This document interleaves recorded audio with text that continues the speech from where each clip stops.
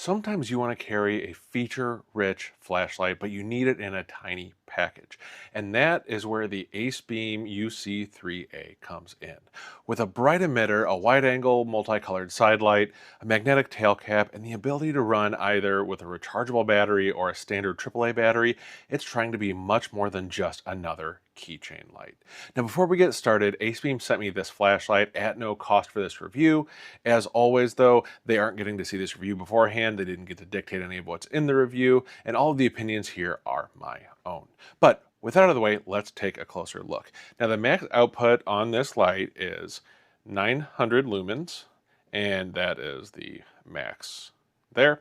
And the max beam distance is listed as 85 meters, which if you've worked with lights enough, you know that's probably a little on the optimistic side, but it does have a decent throw, but it is more of a floody beam in my experience.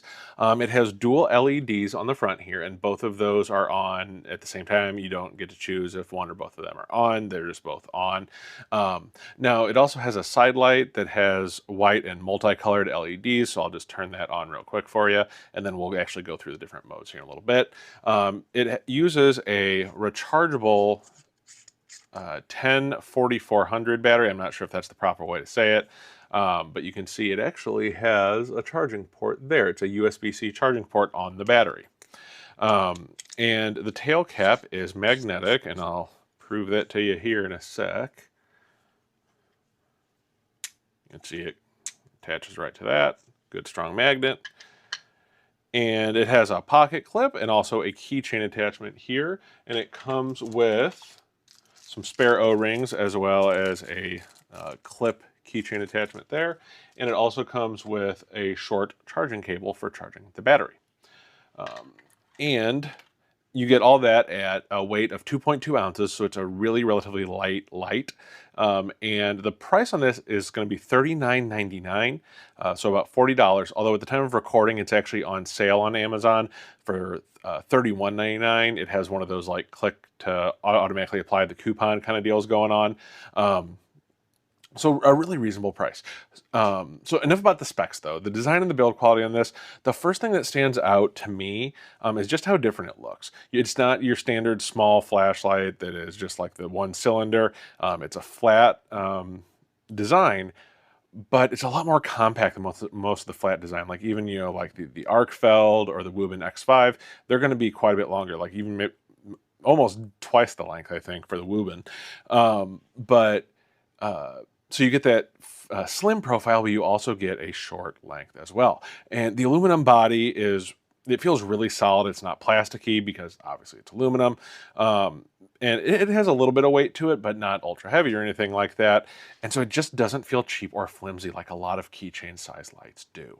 The magnetic tail cap is also a welcome addition, allowing you to stick it to metal surfaces, either above you or to the side if you need the light coming from a certain angle.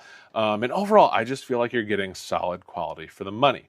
But how it feels and how the quality feels really doesn't matter if the user interface is not good. So let's talk about the user interface. Now it has two separate buttons. The front button controls the main light.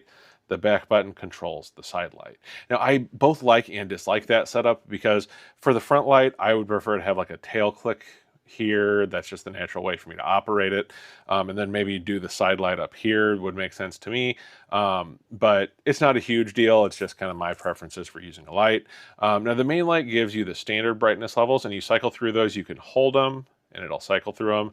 Or if it's off and you double click, it'll take it right to the max. And if you triple click, it'll put it into strobe. So it's pretty simple, pretty easy to remember. But it is kind of clunky in my opinion. Now, the backlight, or the side light, if you want to call it that, it offers white and then blinking, or red, blinking red, green, blinking green, blue, blinking blue, and then kind of a police red and blue alternating is kind of what I would call that. And then the last mode, which is my kid's favorite, is the rainbow mode. And I really don't know of any practical use for this, but it is kind of cool. I will give it that. Now going through all those modes, as you saw, is kind of clunky and time consuming. Like if you're really trying to get to one mode real fast, it's not going to be very easy to do that. But if you have the time to get to that mode, it's not a big deal. I would like to have something like a wheel to cycle it, or something that you can select it more directly and more quickly. And that's just coming from my experience with some other lights, but it's not a huge deal.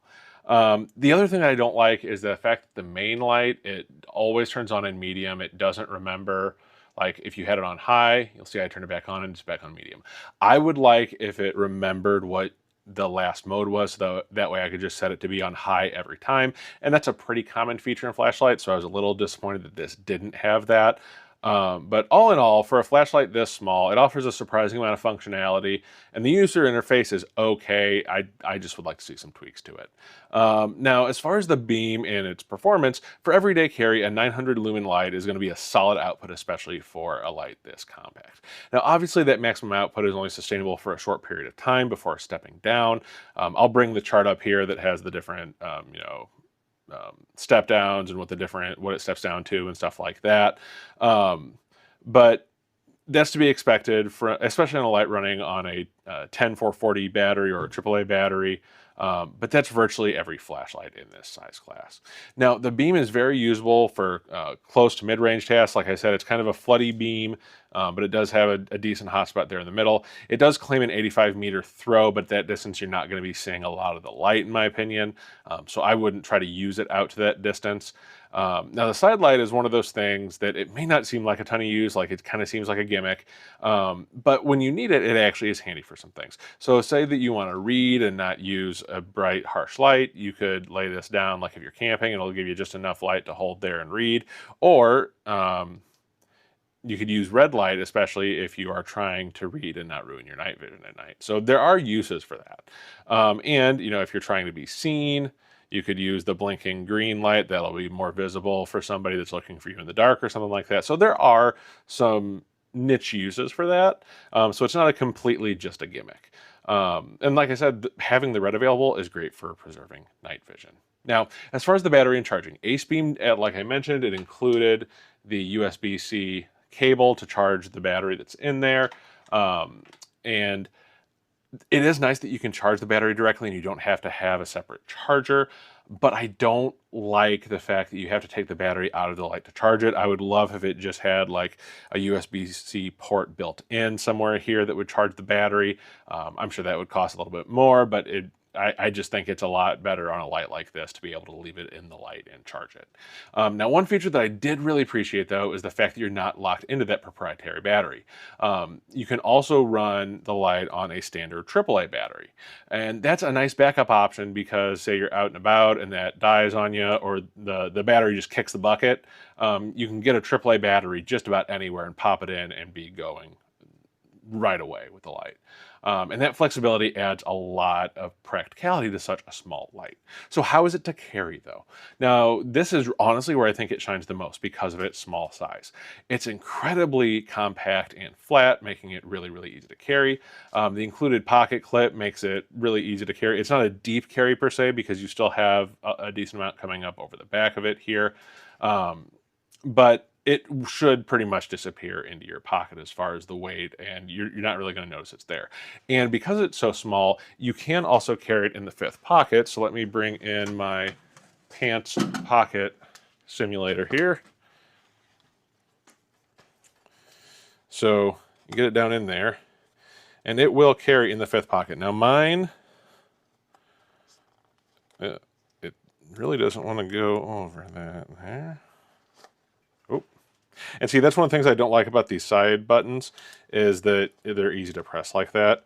Now, one of the things that you're seeing is these screws are not recessed in here, so I'm having a hard time because this is a tighter pocket there. I was having a hard time getting over that screw because they're not recessed. So that's something to pay attention to if that's something that you run into a lot, something to be aware of with this. But that being said, once you get past that, it carries very deep in the pocket, and it is great carried there. But again, see, I turned the light on while I was trying to get it out.